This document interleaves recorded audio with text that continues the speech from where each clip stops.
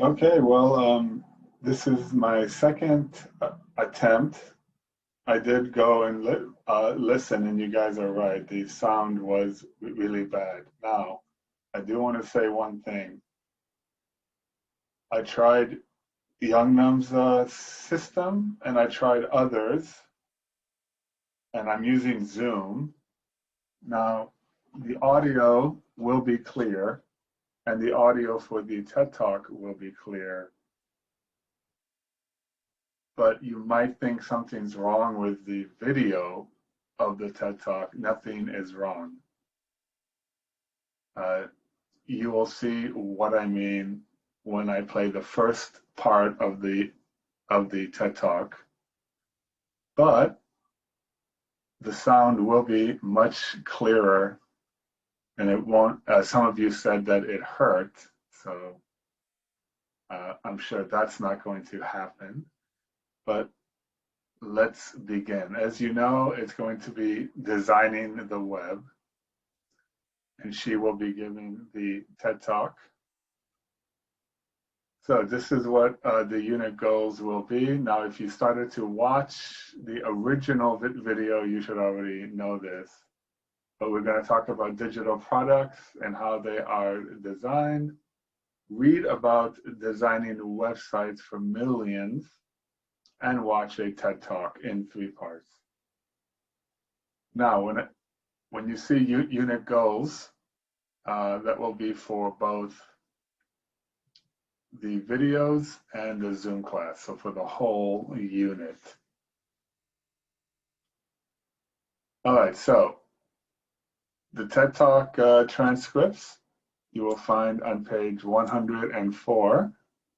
You can read along if you want.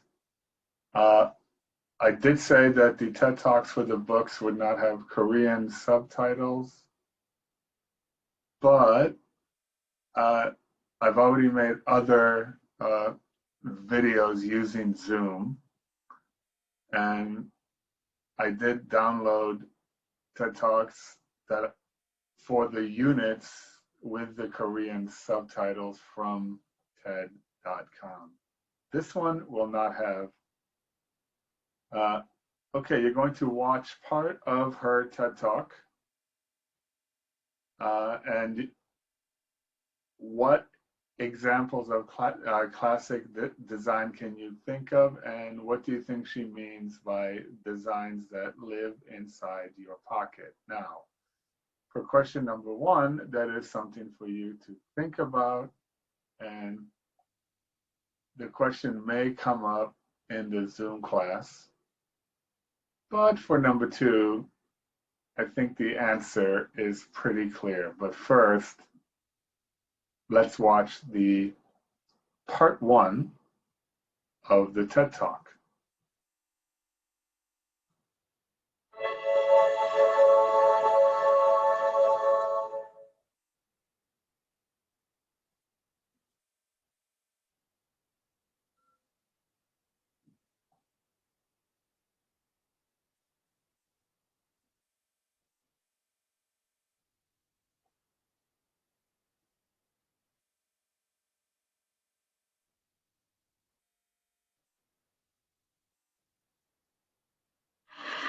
What do you think of when I say the word design? You probably think of things like this, finely crafted objects that you can hold in your hand, or maybe logos and posters and maps that visually explain things, classic icons of timeless design. But I'm not here to talk about that kind of design. I want to talk about the kind that you probably use every day and may not give much thought to. Designs that change all the time and that live inside your pocket. Okay, there was not a problem there. I was just trying to take the video of me out so that you could only watch the TED Talk. But let's move on. All right, so what examples of classic design can you think of? That would be, everybody has their own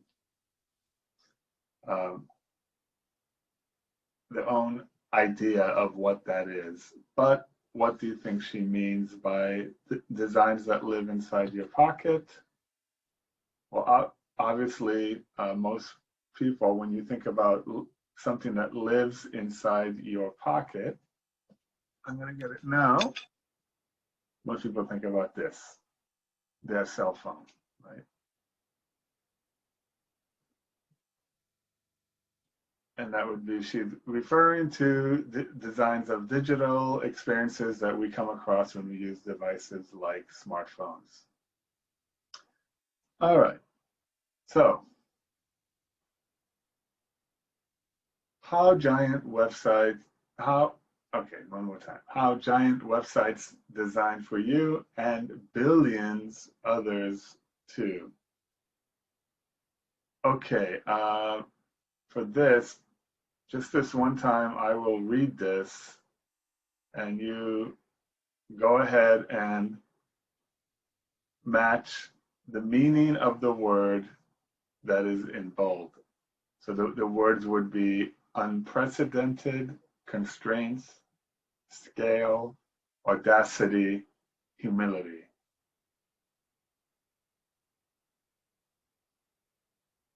All right, Margaret Gould Stewart has spent her career asking the question, how do we design user experiences, otherwise known as UX, that change the world? She has managed UX for some of the most visited websites in the world, including YouTube and Facebook.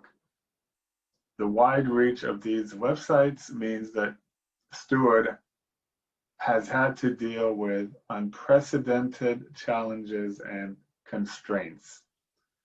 Margaret Gould Stewart's idea worth spreading is that design at a global scale requires both the audacity to believe your product is needed by the whole world and the humility to understand that your audience is far more important than you as a designer. All right, so just to save time, because the first video I know was 40 minutes long, so what I'm going to do here is I will say pause now.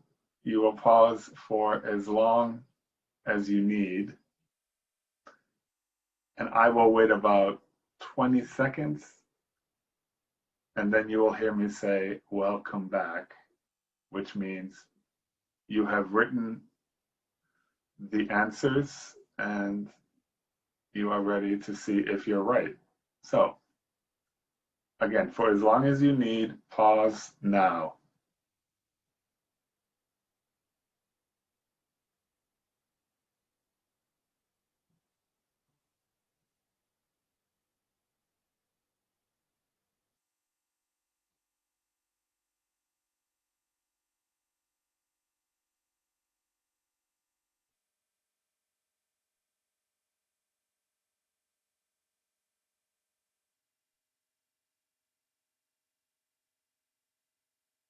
Okay, so welcome back. Let's go over the answers.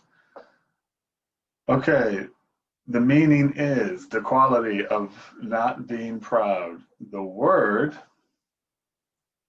humility. The meaning, confidence or courage to take risks. The word, audacity. The meaning, the size or level of something. The word, scale. The meaning, things that limit what you can do. The word, constraints. So the last, excuse me, I have to move the Zoom bar. Anyways, I can't really read what is the meaning, but I know that it has to do with never having been done in the past. So this would be the first time ever.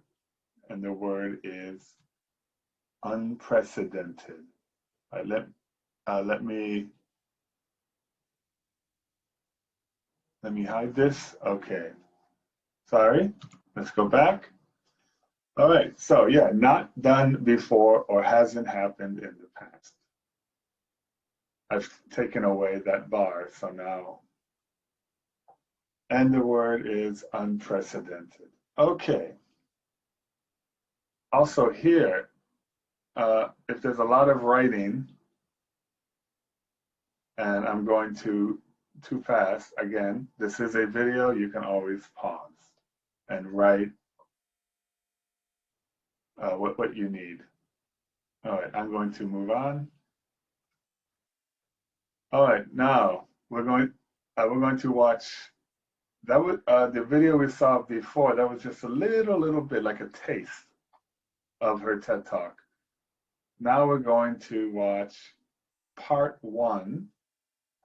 And yes, you can go to, to page 104, and you can read along if you need. Check the sentences about design challenges that she mentions or that she talks about. All right, so let's watch the video.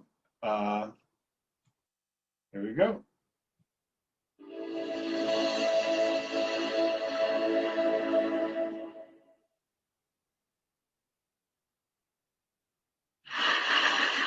What do you think of when I say the word design? You probably think of things like this: finely crafted objects that you can hold in your hand, or maybe logos and posters and maps that visually explain things, classic icons of timeless design. But I'm not here to talk about that kind of design. I want to talk about the kind that you probably use every day and may not give much thought to. Designs that change all the time and that live inside your pocket. I'm talking about the design of digital experiences, and specifically, the design of systems that are so big that their scale can be hard to comprehend. Consider the fact that Google processes over 1 billion search queries every day, that every minute over 100 hours of footage are uploaded to YouTube. That's more in a single day than all 3 major US networks broadcast in the last 5 years combined. And Facebook transmitting the photos, messages, and stories of over 1.23 billion people. That's almost half of the internet population and a sixth of humanity. These are some of the products that I've helped design over the course of my career, and their scale is so massive that they've produced unprecedented design challenges. But what is really hard about designing at scale is this. It's hard in part because it requires a combination of 2 things: audacity and humility. Audacity to believe that the thing that you're making is something that the entire world wants and needs. And humility to understand that as a designer, it's not about you or your portfolio. It's about the people that you're designing for and how your work just might help them live better lives. Now, unfortunately, there's no school that offers the course Designing for Humanity 101. I and the other designers who work on these kinds of products have had to kind of invent it as we go along, and we're teaching ourselves the emerging best practices of designing at scale. And today I'd like to share some of the things that we've learned over the years.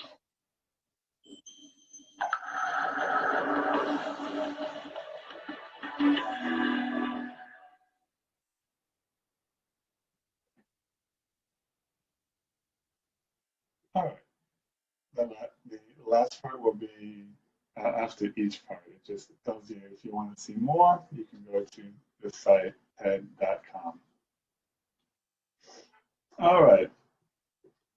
Check the sentences that, okay, I'm fine, that she mentions. All right. Oh yeah, I'm sorry. Pause your video now. Take as much time as you need.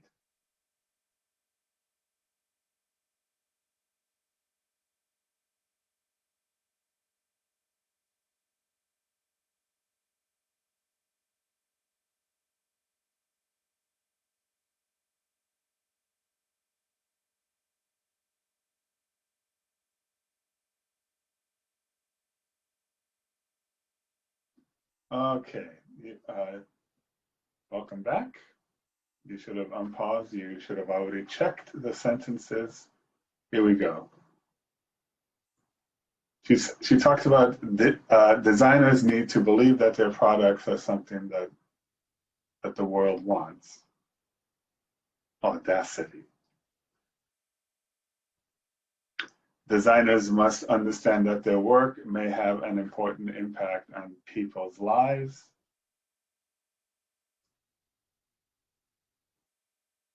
And there are no fixed ways of doing things or guaranteed success when designing at scale. All right, I'll just leave this up. You don't have to pause, it just checks. So I'll leave it up for about 10 seconds.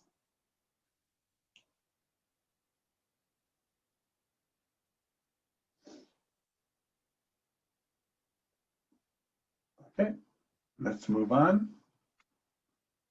All right, now we're going to watch the second part. Again, there are 3 parts. We're going to watch the second part. Which of the following describes the lesson learned from designing the Facebook like button? Okay, take a listen for that.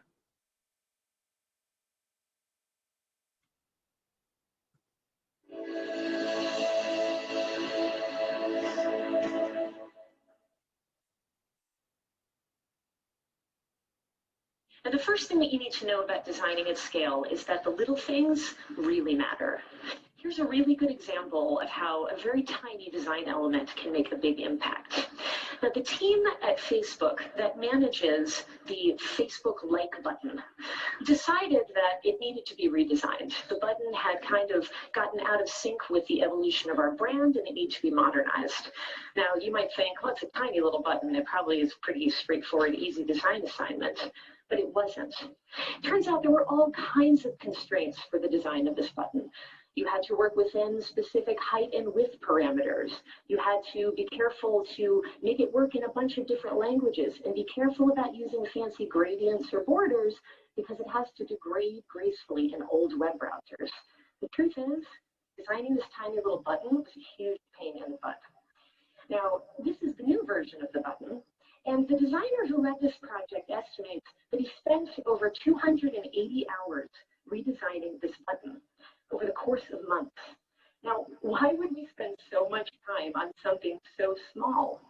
It's because when you're designing at scale, there's no such thing as a small detail.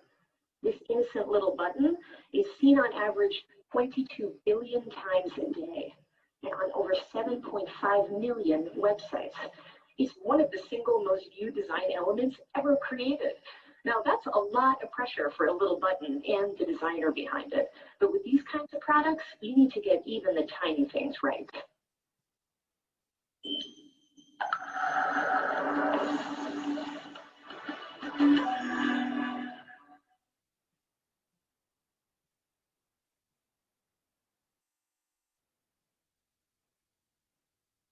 Okay, the answers. But first, for as long as you need, pause now.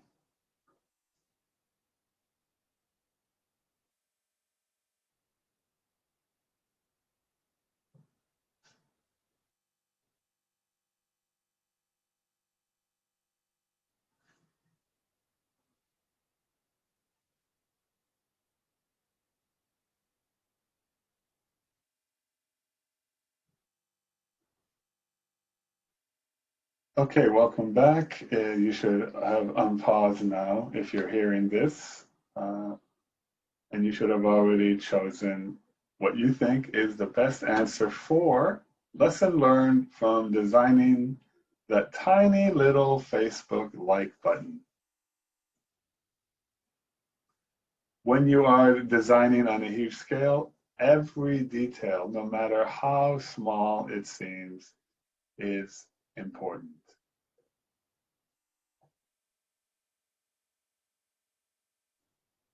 All right.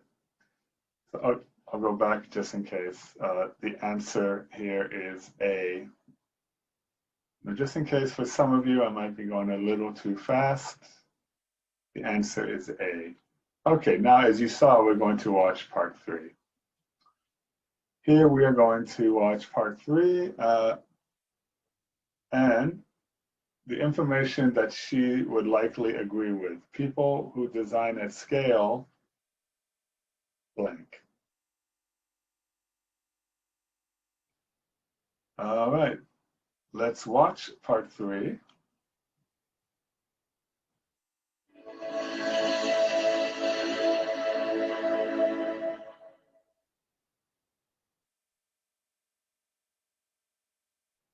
Now, when you set a goal to design for the entire human race, and you start to engage in that goal in earnest, at some point you run into the walls of the bubble that you're living in. Now, in San Francisco, we get a little miffed when we hit a dead cell zone because we can't use our phones to navigate to the new hipster coffee shop. But what if you had to drive 4 hours to charge your phone because you had no reliable source of electricity? What if you had no access to public libraries? What if your country had no free press? What would these products start to mean to you? This is what Google, YouTube, and Facebook look like to most of the world, and it's what they'll look like to most of the next 5 billion people to come online. Designing for low-end cell phones is not glamorous design work, but if you want to design for the whole world, you have to design for where people are and not where you are. So how do we keep this big picture in mind? We try to travel outside of our bubble to see, hear, and understand the people we're designing for. We use our products in non-English languages to make sure that they work just as well. And we try to use one of these phones from time to time to keep in touch with their reality. So what does it mean to design at a global scale? It means difficult and sometimes exasperating work to try to improve and evolve products. Finding the audacity and the humility to do right by them can be pretty exhausting. And the humility part, a little tough on the design ego. Because these products are always changing, everything that I've designed in my career is pretty much gone. And everything that I will design will fade away. But here's what remains. The never-ending thrill of being a part of something that is so big you can hardly get your head around it. And the promise that it just might change the world. Thank you.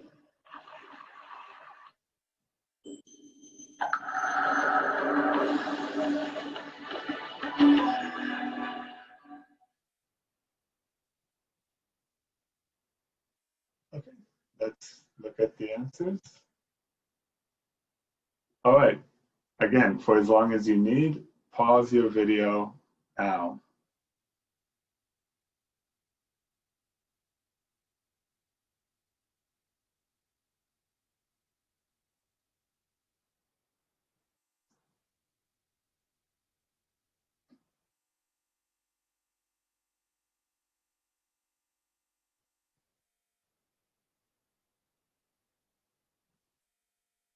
Okay, welcome back. You should have unpaused and you should have already checked the answers.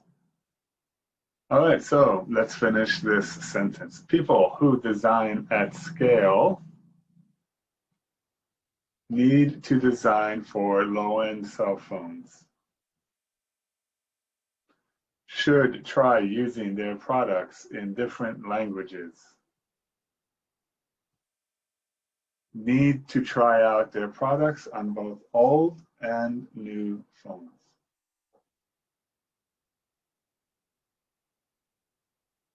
Then that's it. 3 of these can go into that sentence.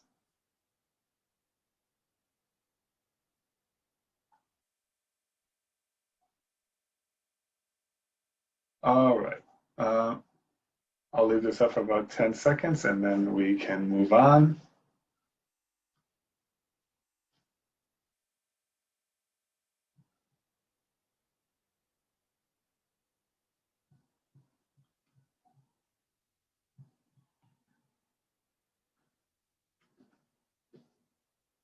Okay, you're going to listen to a conversation. What do the speakers decide to do at the end? So they're talking about something And finally they say, okay, this is what we're going to do. What is it? Oh, you already saw it. They decide to go to the restaurant and check it out. Let's listen. We need to choose a restaurant for Naomi's birthday party. Oh, yes. It's next Friday, isn't it? Where should we go? Any recommendations? How about that new Italian restaurant on Brick Road? Have you been there yet? No, but we can check the reviews online. Here we go. Good. Here, take a look. 9 out of 10.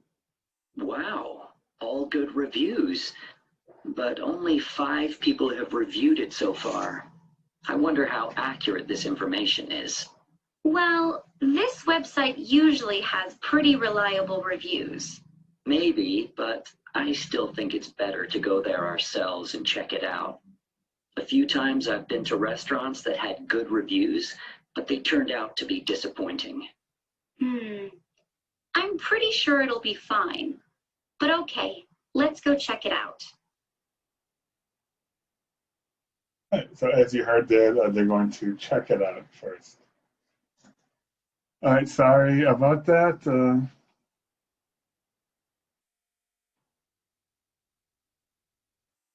All right, so for this part, it's the same conversation, and I will play it one more time. And the woman blank the man about the reliability of online reviews. The man thinks that checking out the restaurant in person is reading online reviews. And that should be relatively easy here. But I will play it just so that, in case for some of you who might find it a little bit hard. Okay, here we go. We need to choose a restaurant for Naomi's birthday party. Oh, yes. It's next Friday, isn't it? Where should we go? Any recommendations? How about that new Italian restaurant on Brick Road? Have you been there yet? No, but we can check the reviews online. Here we go. Good. Here, take a look. 9 out of 10. Wow, all good reviews. But only 5 people have reviewed it so far. I wonder how accurate this information is. Well, this website usually has pretty reliable reviews. Maybe, but I still think it's better to go there ourselves and check it out. A few times I've been to restaurants that had good reviews, but they turned out to be disappointing. I'm pretty sure it'll be fine. But okay, let's go check it out. Okay, so again, pause for as long as you need now.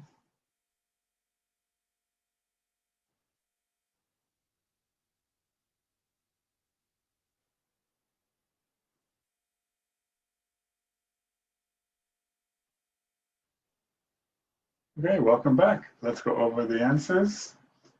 The woman is We need to choose a more restaurant for confident. Naomi's birthday party. The woman is more confident than the man about the reliability of online reviews. And the man thinks that checking out the restaurant in person is better than reading online reviews. Okay, so just so you know, I'm giving you a preview here for D and E. I'm giving you a preview of what our Zoom class is going to be talking about, and that is comparatives. We will also be doing superlatives, and of course I will talk more about that in the Zoom class, but this is just a kind of a taste of what we're going to be doing. Okay, so here we go. Complete the sentences to make comparisons, comparative. Add suitable comparison words when they are needed. All right, I'll tell you what, yeah, we'll just do the pause the video for as long as you need, starting now.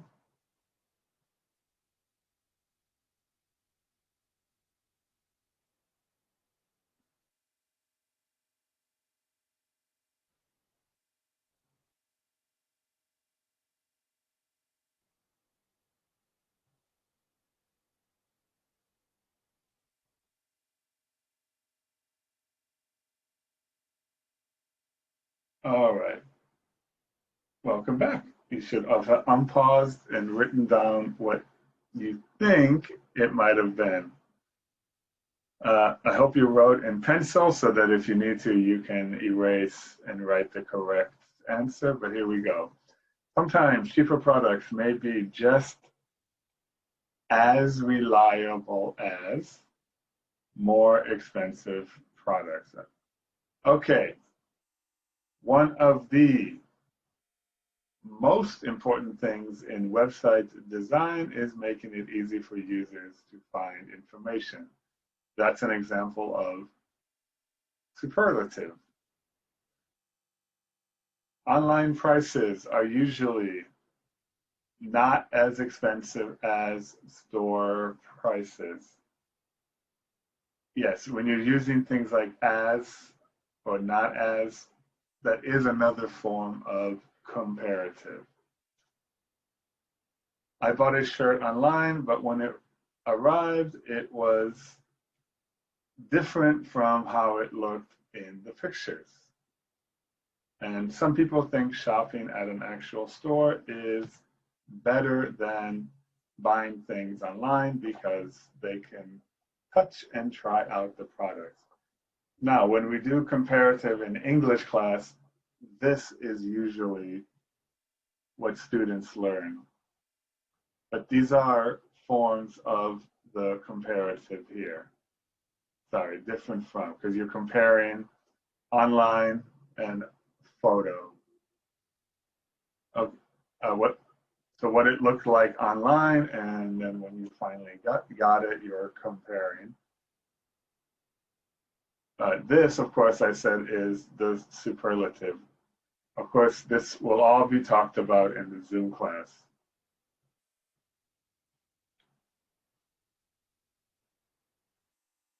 Now, we're going to watch, and this is this, yeah, we're going to watch and study the language chart. You're not going to really watch it, you're just going to hear it. And this is comparing products and services. So again, we're getting into the comparative, which I will talk more about in the Zoom class. Comparing products and services. I think using a navigation app is easier than looking at a printed map.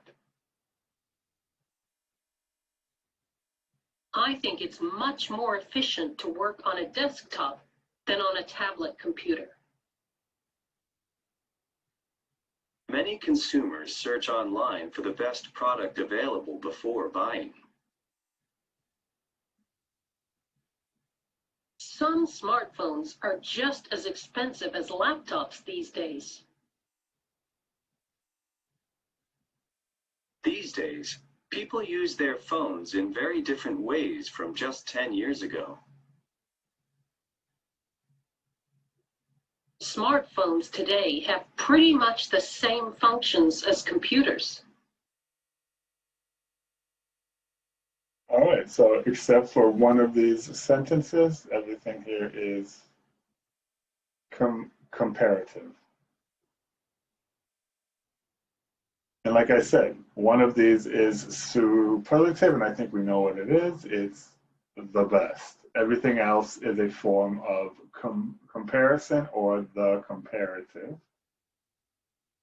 So here we go. This would be the superlative. Okay.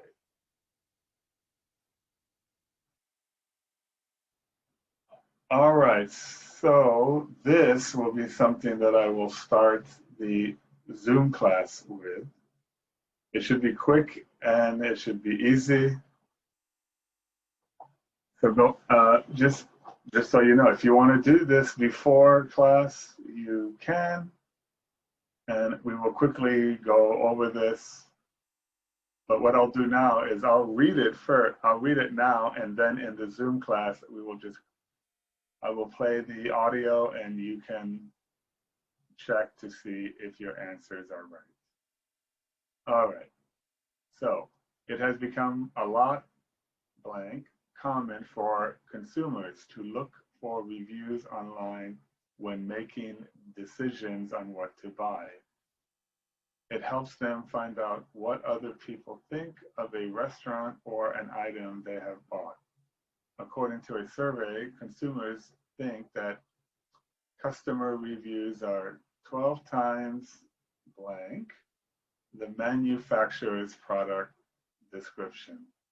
The growing influence of online reviews means that businesses have to work hard to provide the products to stay competitive.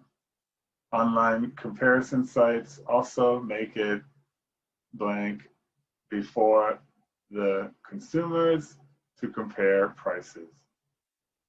They can quickly find out if a business is charging them blank others for a product or service.